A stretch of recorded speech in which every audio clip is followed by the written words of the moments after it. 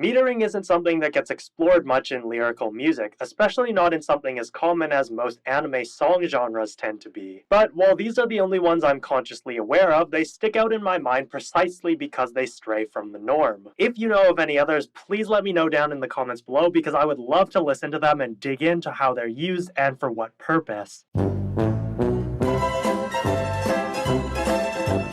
As a huge fan of the music in Land of the Lustrous, and someone who has listened to the opening song Kyomen no Nami more times than I want to find out, I'm kind of embarrassed that I didn't realize it was as complex as it is. I knew it had some polyrhythmic layers to it, but I never stopped to actually figure out just how many simultaneous polyrhythms it starts stacking on top of itself, or bothered to count out the beats because, well, I just like listening to it. And I think that the best rhythmically and metrically complex pieces of music are the ones that sound so good that you don't notice they're complex unless you start paying closer attention. And considering I've gone about 3 years listening to this song and never noticed, well, I think that and the fact that my entire channel is dedicated to talking about music should tell you how much I just flat out enjoy the song. But that blissful ignorance came to a screeching halt while I spent 5 straight 10+ hour days doing nothing but listening to the song over and over on repeat at full half and quarter speed, with Melodyne, not sponsored, analyzing the notes in the track as best as its algorithms could manage while I did my best to keep up and transcribe it. Don't get me wrong, I still love the song, but I think I'll be taking a break from listening to it for a while. So without further ado, let's get into it.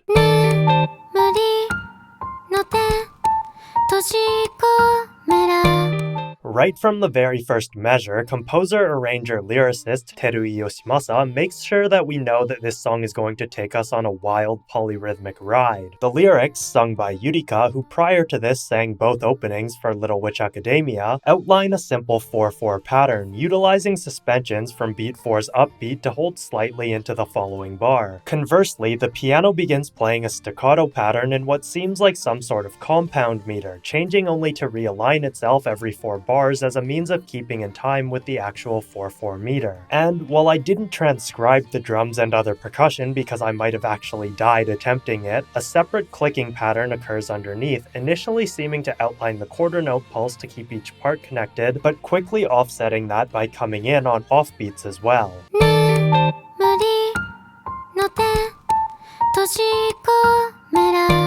Between the 5 instruments in this introductory segment, we already have 3 separate rhythms, and it's only going to get more intricate from here. Over the next 8-bar phrase, we see the synth come in a bit more to help highlight some of the vocal rhythms, specifically the early suspensions on the upbeats.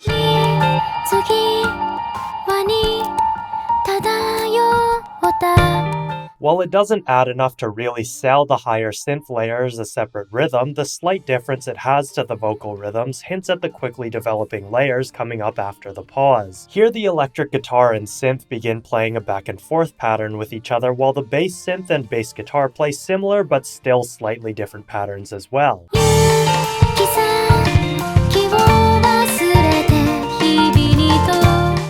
Not counting the drums playing along with the bass guitar and outlining our 4/4 time signature, this gives us about 5 different lines to follow, depending on how you look at what each part is doing at any given moment. For most music, having so many different individual lines would either lead to a mess of sounds or confusion over which line to follow, but somehow it all seems to mesh perfectly well here. This can be attributed to the smart mixing and mastering work, placing each line in a logical spot based on its role as support or counter melody, as well as the simple fact that with a singer in the mix, it is easier for the listener to ignore some of the more complex instrumental parts and simply focus on the vocal line. Leading into the first chorus, we also get a hint of the cello soloist quietly entering underneath to give us a subtle additional line. For the most part, it doesn't move quite enough to constitute being more than an added texture, but right around measure 29, we start to get some more movement, jumping down and back up before calmly fading away.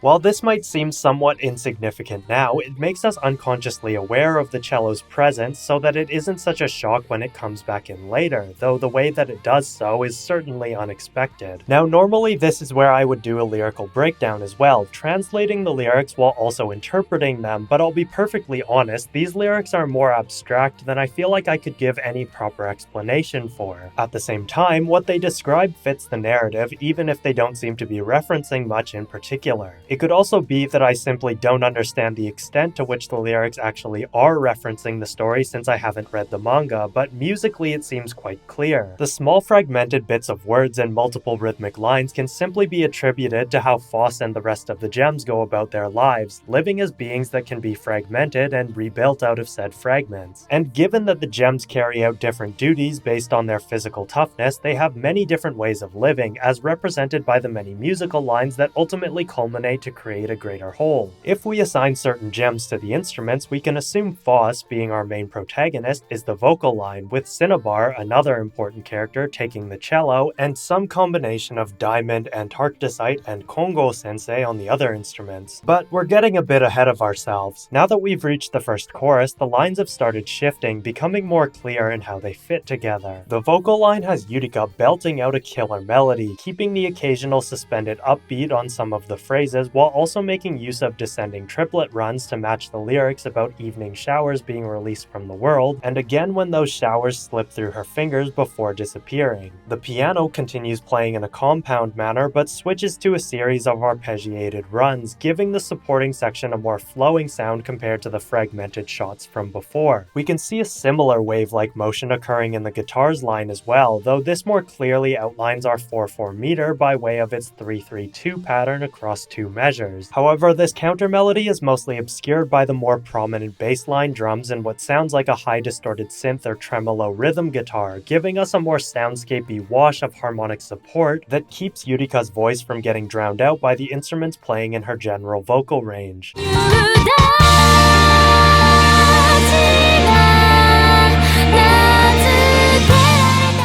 What I really like about this harmonic wash is the way that the bass guitar and synth, while fairly non-rhythmic, subtly shift in and out of phase with one another, briefly obscuring the music from having a clear sense of pulse, likely in reference to Foss's shifting sense of self-identity and responsibility under the guise that the character is still meant to be quote-unquote phosphophilite. Coming out of the chorus, Utica gloomily sings the line, "Katachi o kai kurikaisu yume dake ga watashi o tsunaideiru." Dreams that repeat and change form are the only things keeping me connected, leading into the most obvious example of polyrhythms courtesy of the cello's true compound pattern played against the fake compound pattern in the piano.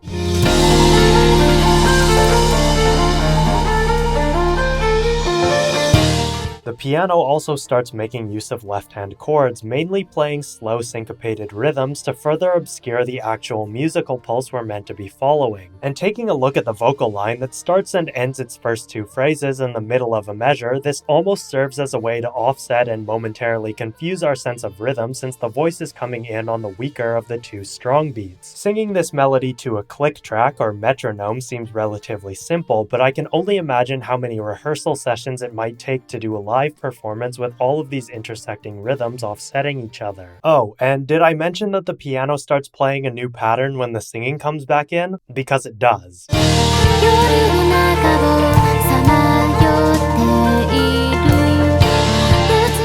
It's actually pretty funny because it's written as a syncopation within a syncopation. Honestly, at this point, I can't tell if Terui is a musical genius interpreting the depth of the characters' personalities through the use of stacked layers and internal layers within those layers, or if he was just making music memes for anyone crazy enough to try and keep up with him. This leads into the second verse, repeating the rhythmic patterns from the first verse, but now with the addition of the cello's triplet lines playing underneath. For the most part, there isn't much to note about this verse aside from the obvious cello line, that is, until the verse is extended for a single measure on the word yurameku, setting us up for the key change and cello solo over the bridge as the full lyrical line translates to, "A drop pierces the midpoint of eternity, causing it to waver."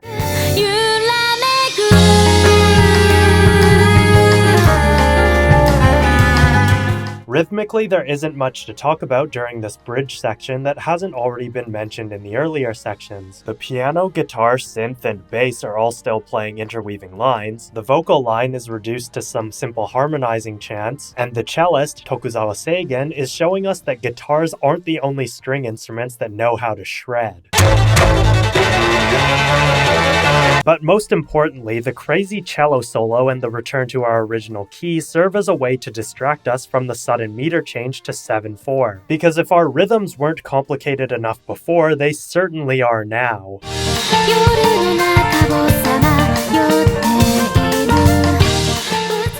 This is actually an altered repetition of the post-chorus from before, and you can see the slight differences in each part when it's laid out side by side like this. Altering a repetition by an entire beat would be noticeable in most cases, but the reason it's so easy to miss here is due to the drums. Again, my bad for not transcribing it. When the 4/4 iteration played, the drums weren't doing much at all, simply allowing the bass and cello to keep us grounded to the strong beats while the rest of the instruments sort of floated in space. This made sure that while you could tap your foot to the track, the actual feeling was much less tied to any strict rhythms. In the 7/4 version, the drum pattern has the hi-hats tapping out the quarter beats while the kick drum plays something a bit more rhythmically complex. While we now have something more grounded to follow, the lack of accents from the snares and toms never gives us enough of a reason to actually count the number of hi-hat taps between cymbal strikes, and the kick drum's rhythm is complex enough that it doesn't serve as something to actually follow. On top of all this, the vocal line is rewritten just slightly enough to shorten some of the held notes or pauses, allowing it to sound almost identical to what we heard before while still matching this new meter. This leads into an altered chorus, removing the drums almost entirely to allow Yutika's singing to come in more softly, reflecting the lyrics about how her voice was carried away by the wind.